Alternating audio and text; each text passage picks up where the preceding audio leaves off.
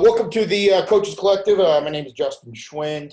I'm Human Performance Advisor at the 58 SAL Kirtland Air Force Base. I'm also a KBR contract employee. Today we have on Jake Labhart. He is a physical therapist. He's also an Army veteran, and he has a unique perspective to bring to the collective today. Before we kind of get into the meat and potatoes, let's see the foundation of who Jake is. So Jake, first off, thanks for being on, man. I need to hear you in about 3.5 minutes. Go. Let's see what I can do. Thanks for having me on. It took a unique road to get to where I'm at, but graduated from good old Texas A&M University down at College Station. I was actually a math teacher and a football coach for a year. Just had an itch, had to scratch, and decided to enlist in the Army. Had a good opportunity there, went to infantry school, went to airborne, went to selection, and going through the Q course, I ended up getting hurt. So I got out of the military, and I was fortunate enough that I had my prerequisites knocked out, so I applied to get into PT school, get my doctorate. In PT school, I learned a lot, but also was able to kind of play on that military background. Started doing some research on some SWAT teams. My last clinical rotation, as you're aware, was at USOC with Thor 3. And so it just really kind of took off from there. And so I got out of PT school and started my own company in Extremis Performance. And it's just really grown. I think that in the tactical community, we have a lot of good, I think things are on the rise. There's strength coaches, there's PTs, there's ATs. A lot of the special operations units in law enforcement and military are seeing professional athletes that have all these resources. And so they're saying, hey, we're professional, which to the nth degree. And so it's been a good opportunity. So I work with federal law enforcement agencies with their special operations units. Currently work with at least 2 federal and then quite a few local SWAT teams. I think that from the strength and conditioning side, it's helped me a lot with getting my doctorate in physical therapy specifically to really understand biomechanics and the movement. But it really helps with, I think, going in and doing a job task analysis, seeing how they move, because not only is it, whatever you are on the team, but like different teams are different. Not every SWAT team is the same. The snipers are different from the breachers versus the assaulters, whoever it is. So I think being the PT side has helped me a lot with that movement piece. And then the strength and conditioning, it just allows us to go in and build that performance to get them back to where they need to be. So, yeah, I don't know, that's 3 minutes, but that's kind of the nutshell of how I got where I am. Thanks, Jake. Hey, real quick, 2-part question here.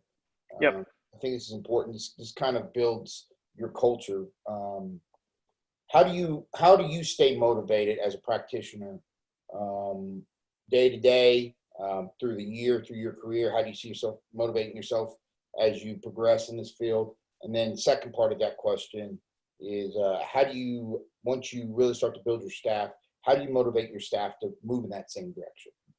Yeah.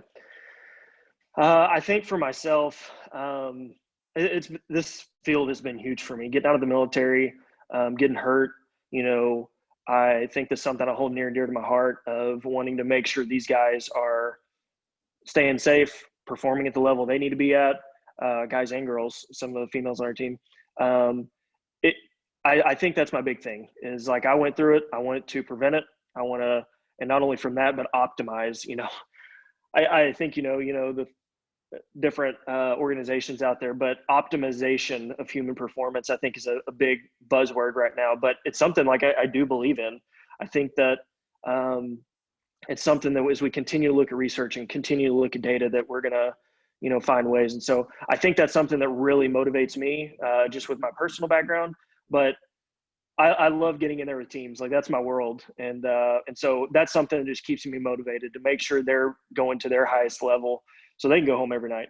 I think with my staff, I've been fortunate to, I've had good staff that's come in that I don't have to push a lot. I think they value and respect the tactical community, the law enforcement officers that we work with, the agents. And so they're already motivated. I think it's more of guiding sometimes, of me having gone through it myself, of understanding sometimes it doesn't make sense, like physiologically wise, right? Like we can perform or train them to perform, but sometimes that's not how it is in combat. Sometimes things just go out the window. And so I think it's more of a guidance and a perspective, but they've been awesome. And I think that hiring the right people is huge. And so it's been a good opportunity. In that same aspect, how do you create buy-in, or how do you create culture with the clientele you do work with? Obviously they're coming to you for a reason, but there has to be, there's no forcible, you have to do this. There's has to be I want to be here. Yep. So how do you do that? A big piece that I think partially just due to my career. Like I told you initially, I was a educator, in high schools, and that's still where I fall in today. I think educating, not just telling hey, this is why I'm giving you the preventive medicine, or this is why we're programming things this way. This is why recovery is important, is the better that they buy in. A lot of it is working in the special operations community. They train hard, they work hard, but they also research. They look, like they want to know why. And so I think helping them understand, educating, creates a lot of buy-in. So I think that's something I've seen a lot of doing. And then I think some of it, I've been very fortunate. I didn't do anything special, but just the fact that I was in the military, I was infantry, helps me. I think I do understand, I speak their language, and I think I'm able to look at things and say like, hey, this is how it's done. And I feel so going in there and being, saying I'm some like war heroes, something crazy. And so I think I bring the science, but also bring the background. And I think that's helped a lot with creating some of that buy-in. How would you describe your style as a practitioner? I think that's because everybody's got a style. Right? Yeah. And just kind of paint the picture a little bit more for you. Some guys are the quiet kind of stoic type. Some are the in-your-face guys. Some are just the jumping jacks up and down type of people that kind of just have a lot of energy. They all have their purpose. It's all a piece of the puzzle. And how would you describe your style? And then has it changed over the years? Has it changed from when you were a soldier to now, from a teacher or whatever? How's that changed based on your style now? Yeah, it's definitely changed. It hasn't had, I guess maybe it's, I think I've always grown up, and through being an educator, through military, everything, I'm not allowed vocal in your face. Definitely. I'm more of I want to say more like by example. I strongly believe in that as a leader. And so I feel like as a strength coach and as a PT that I'm much more of a manager and educator. I want, for part of that buy-in, I think that they have to take ownership in it, just like you said. But I, as the strength coach or the PT, have to give them that opportunity. So I think I see it more from the manager side, but then again, I give them the skill set or the opportunity, and then they have to run with it. So I think growing up that, and how it's changed over the years, I think growing up, I saw a lot of that in your face, my way or the highway. And I would even say whenever I was a high school coach that I was a little bit more like that. With these guys, I just don't think that's the right approach, because they're not gonna push back. They're just gonna turn you off and be like, yeah, bro, I don't care. And so I think that's my approach, is more that manager educator, and going at it from that. It's a team effort. Like I can give them everything in the world, but if they don't use it, then it's worthless. And so I think there's some give there. In making that statement, you deal with a whole variety of age groups in your population. So in that understanding, how do you deal with the athletes that come to you that have done something a certain way, and they believe it as it is the word, the Bible, like it is how do you go about, right or wrong or the other, how do you go about helping or aiding that to do the right thing? Yeah. I mean, you're hitting me with the good ones here. That is always obviously one of the challenges. You've got, you can look at it both ways. You got your old guys who've done it that way for years, and if it's not broke, don't fix it concept. You got your young guys who are motivated and like what they like, and they're just running with it. Sometimes those methods or techniques are extreme. I think that I try my best. So one thing I do feel like my doctorate gave me was uh, it, the science.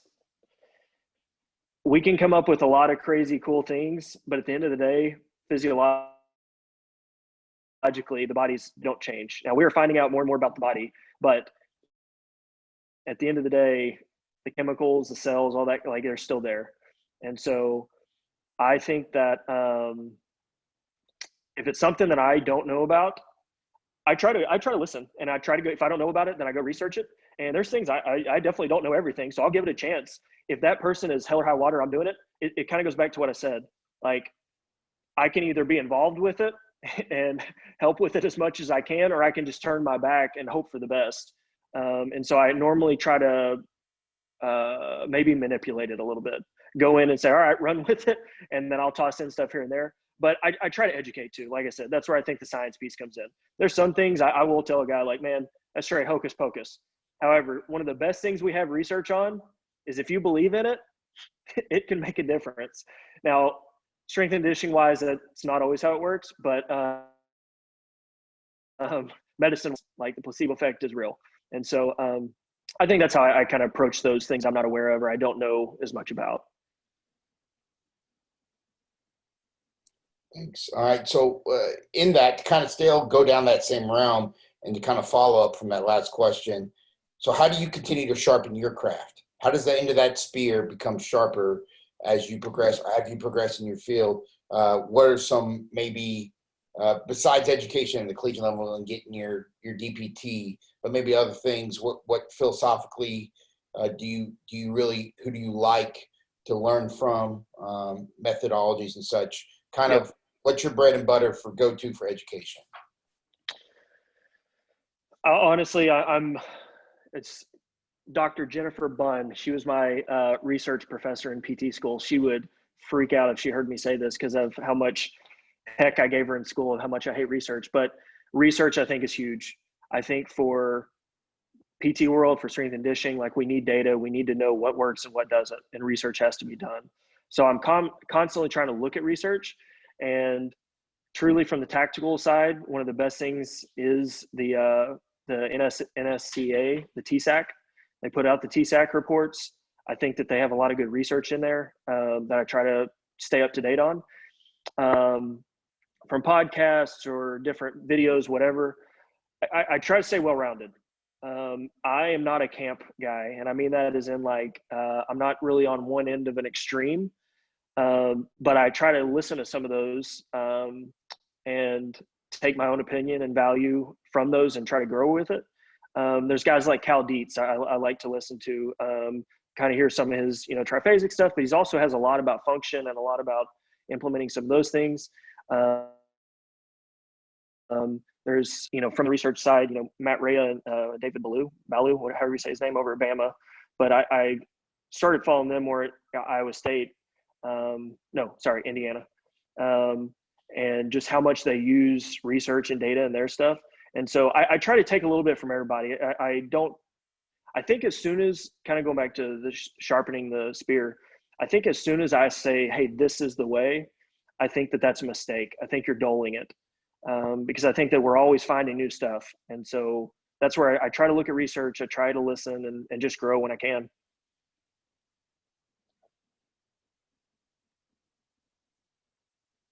So that's for you personally. So in that, look at big picture. So next question, more big picture. As an industry, what do you think we need to do better to continue to move the needle forward and also establishing ourselves?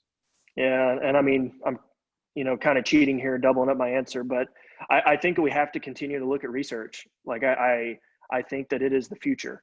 you know, at Thor 3, I don't know, the different people I saw, with you and the technology you're bringing in.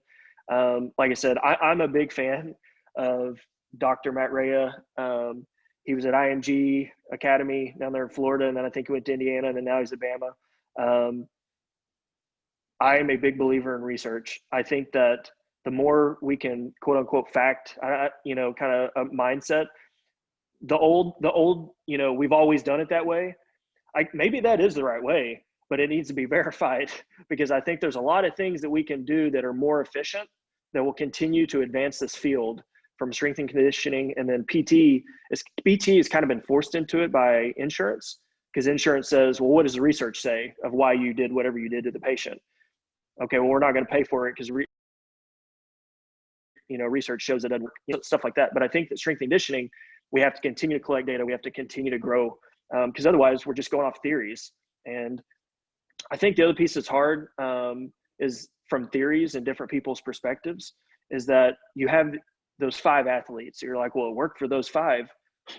Those 5 athletes may be freaks, and for the rest of the population, that's not going to work. And so we have to look at data and start building those populations.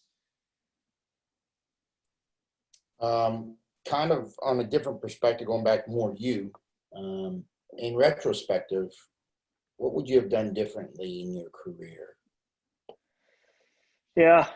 I think that one of the things I love the strength and conditioning field. My doctorate has helped me in that for sure, but there have been times where I can say, hey, I wish I had grown more in strength and conditioning background, whether it be an undergrad or whatever it was. Because I do wish I had more knowledge on that side. So I've to learn to program and to learn, all the different approaches to strength and conditioning. I think that there's part of me that's like, oh, I wish I had that earlier in my career. Because the PT side, I think that, yes, we're supposed to be the experts in movement, but I think a lot of PTs aren't. And so I'm very hard on our profession. But at the same time, like I would not be where I was without finishing my doctorate and learning all that information, because I think it's helped me be a better strength coach. And I think it's helped me in the tactical world of better being able to help the guys and girls that I work with.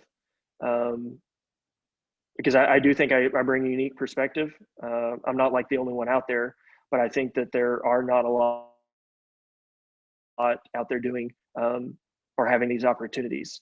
And so, yeah, I think that's something, like I said, I wish I had gotten a little more into the strength and conditioning side, but at the same time, I'm happy where I'm at. I wouldn't be here without it. Yeah, it's, I think you did a great job. And I'm glad that you did stick this out, because I think you're going to have a bigger impact than you know. One big thing, though, I really want to kind of, again, build on is that last question is not just you individually and for you in your career, but what's your advice for any young practitioners in this field? Like, what to be better, from any aspect? Like, how do you see it? I'm not going to kind of give you a narrow direction. I'll let you kind of Yeah. I think that so I'm kind of dipping into 2 fields here. I guess I'll start with the PT side. I hear a lot of PTs come in to school, or why do you want to be in the profession? And I feel like a lot of times, I like sports. And the other big one is, like, I got hurt and I had a PT that helped me and I really liked them. And I think those are great. Like, they want to serve, they want to be involved in sports. But I think that PT is a profession that we've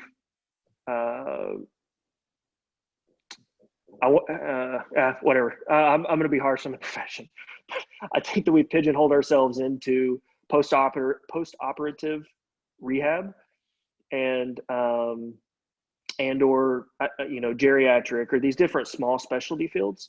I think that there is a great group of PTs out there that are doing an awesome job in the strength and conditioning in the sports world, 100%. But I think that as a profession that we have a lot more that we can offer.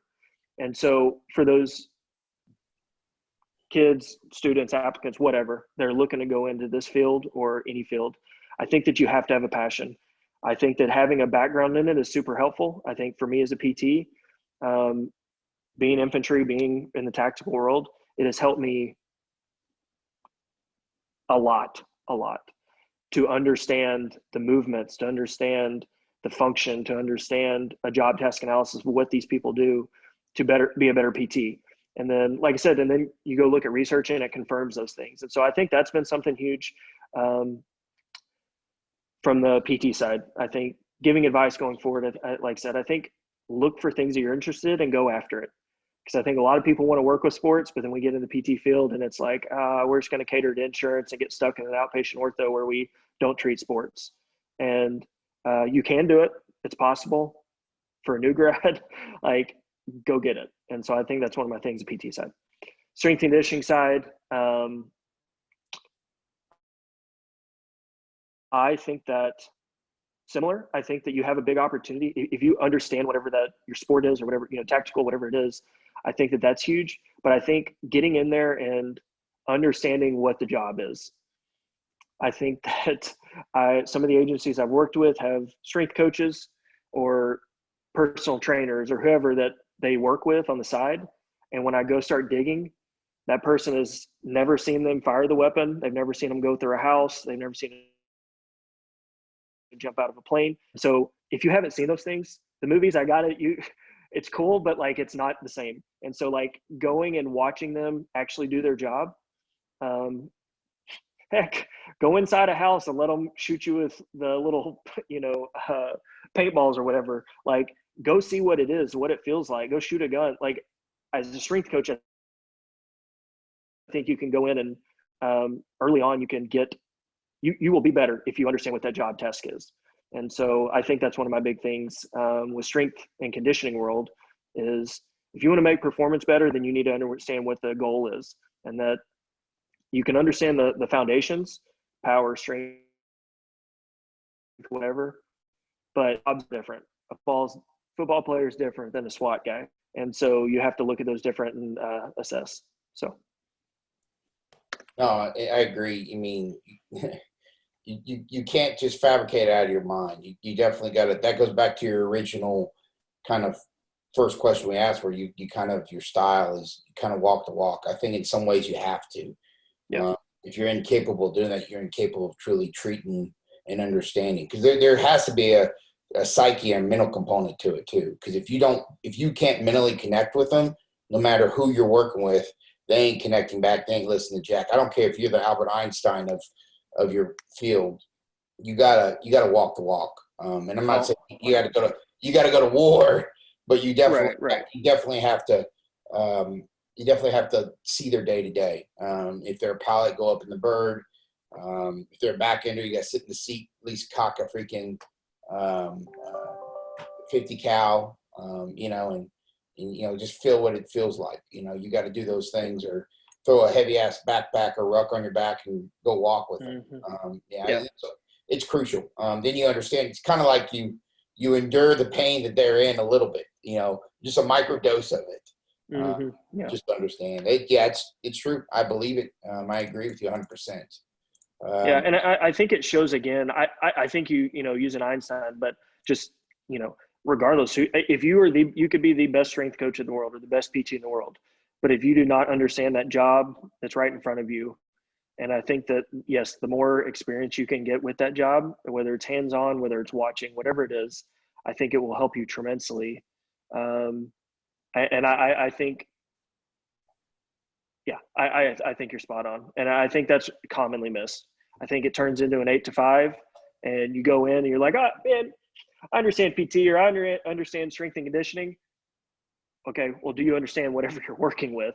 Because I think that's what's commonly missed. That 8 to 5 is just like collecting paycheck. And that could be in any world and, any job. It's not just, tactical or sports, but I just think that that's something that is very commonly missed. I totally agree. I guess lastly, is there anything else you want to add to today that you kind of feel on your heart or your passion to kind of share that anybody watching this can really learn or definitely run with? No, I've hammered home some of my pretty big beliefs. Like I said, I think that we have to continue to bring forth objective data. And from the research side, I think that we have to continue to learn and grow. There's not one way. There's not one right way. There's not a camp. Otherwise, if we had the right way, we'd have everybody be doing it right now. I think my best food for thought is, if you don't know it, learn it. And if you don't learn it, if you can't learn it, ask. Yeah. Find out how and who, and go ask them. I guess that's kind of my, don't go doing it wrong because you don't know. Or if someone says, hey, I've been doing this, ask them where they learned it from, and go figure that out. Yeah. And I think there's a lot of industry leaders, if you want to call them that, or experts that are out there posting, writing, trying to share what they know. And I think that's, for me, has been something that you should go dig in. And like, I read their stuff, and then I go look and I Google, like use a good old Google and look up whatever they're talking about. And there's always going to be haters. Go listen to both sides and form your opinion. And because even research, like I don't look at research and be like, that's the end all be all. I think that it's a good starting point. But I think at the end of the day, having that objective data allows us to be more efficient. And and so I think that it's a growing field. I think it's a continue to grow. And I think sports, that's another one I'm a hater on. I enjoy it, and I work with some local football teams and stuff, but the tactical world is my bread and butter. It's where I think I put a lot of value in, because they are the people that are allowing us to sleep at night, that are keeping us safe. And I think that there's a lot that we for them, as far as performance, but impacting, mental health or stress, nutrition, diet, whatever. And so I think that's a passion of mine. And I think that it's been a good opportunity for me just kind of run with, and we'll just kind of keep going with it. It happens. Well, and I think people think too, is there's specifics, like in any sport, there's a specific need to their sport when they play, but generally the foundation's all the same. People think tactical, right. They think, I'm training a guy to shoot a gun or breach a door and clear a room or whatever. It still carries over to sport. I mean, and like this audience doesn't know, like your brother played professional football and your sister played collegiate volleyball, and so what you know and what you do is definitely conducive across the spectrum. It's just when you get to the point of what the exact need is, that's where you kind of have to change a little bit. But the general philosophy and understanding is still the same. Yeah, no, you're spot on. I think that's my thing is, again, I think a lot of people, I think some people get complacent, and I think others over assume. So they assume like, hey, I'm a good football strength coach, I understand the foundation, so I can be a good tactical. Like that no, like it doesn't qualify you. You have to learn that field. You have to understand what they do. An example too, and the other one is physical therapy. It's the same thing, because I try to tell my teams this when I work with them, that I try to look at it from my shoes, but also whenever I talk to a PT or talk to one of our strength coaches, of like, you have to look at it differently. Like if someone's entering a room to clear it and they have to rotate to get to the center of the room, I look at that two ways. From the PT side, they have to be able to have the thoracic rotation. And so like, that's their job. But then from the strength and conditioning side, you have to give them the power or the strength to be able to rotate and walk sideways or have agility. You know what I mean? And so I think there's those different views. And I think that same thing with PT, I guess, was, like you can be a good PT, but it doesn't mean you're going to be good in the tactical setting or the football setting, whatever it is. And so it just growth. And I think that the more our fields continue to grow, that people will do that. I know everybody's popping up, left and right with different like organizations within their respective associations. But at the end of the day, you're gonna have to get in there and learn it. So last question for the day. Yep. I really want to understand this. What was your aha moment in your career where you're like, this is where I want to go, and this is why I see this way? Like what happened in you that was that aha moment? Because everybody has that aha moment. Like you were saying earlier, some guys will hurt themselves. They work with PT. I really like that PT, so I'm going to be a PT. What was your aha moment? That's rough. That's a good question. I didn't have that aha moment with PT school. I got hurt. I got out of the military, and I was like, "What the heck am I going to do?" I applied to PT school, and there was a professor there that gave me a chance. And so at the beginning, I was like, "Hey, I'm gonna make sure that I don't screw this up," because she stuck her neck out for me. But into my finishing up my second year and my third year, I started doing that research, and I think that was my aha moment. I started working with a local team out there in North Carolina that gave me an opportunity to do some strength and conditioning for them, and just, not rehab, but prevention. And the school bought in, and they started giving free resources to that team. And I was like, this is my world. Like, I know the tactical world. That's where I can make a difference. Because like you said, my brother played for the Texans. My sister played Division I volleyball for all 4 years. Like, they're freaks. Like, we were a big sports family. And I enjoy sports, but like, it was not like my world. And so all my buddies are still in the military, and it just like was a way for me to stay connected with that. And then before I even graduated, next thing I knew, I was standing out with a federal agency in some place that, I never would have thought I would have been standing in. And I was like, this is it. Like, this is where I'm going with this. And I was super fortunate to get that rotation at USASOC, out there with you guys. And it was just, I felt like I fit in. I felt like those guys, it was just more confirmed. I think that aha moment when I was out at that facility, standing there, and I was like, dude, how did I get here? And then I just kind of ran with it, and hadn't turned back since, or looked back. And it's just been, I felt like confirmed, able to work with more and more units. That again, if you'd told me this, 5 years ago, I'd have been like, yeah, right. And but it's been good. It's been a lot of fun. I'm very passionate about it, and I've really enjoyed the opportunity to work with those guys. Yeah, well, awesome. Best I can tell you, I know you got a lot of bright things in the future, because I know you're a hell of a coach, practitioner, however you want to say it. I still think PTs are coaches in many ways, because you gotta. There's a psychology to it. There's definitely just overall holistic understanding. It's not just go put an ice pack on, as some people think.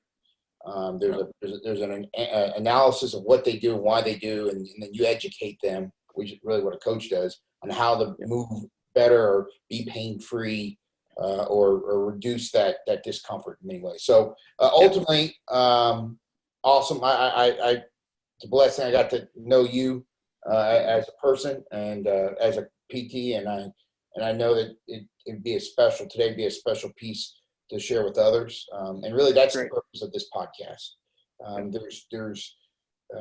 There's no other point of this into letting great people share their story, share their philosophy, and kind of share where others can learn, and definitely dive into where they're at. And I'm fortunate to have you on today. I just want to thank you for that.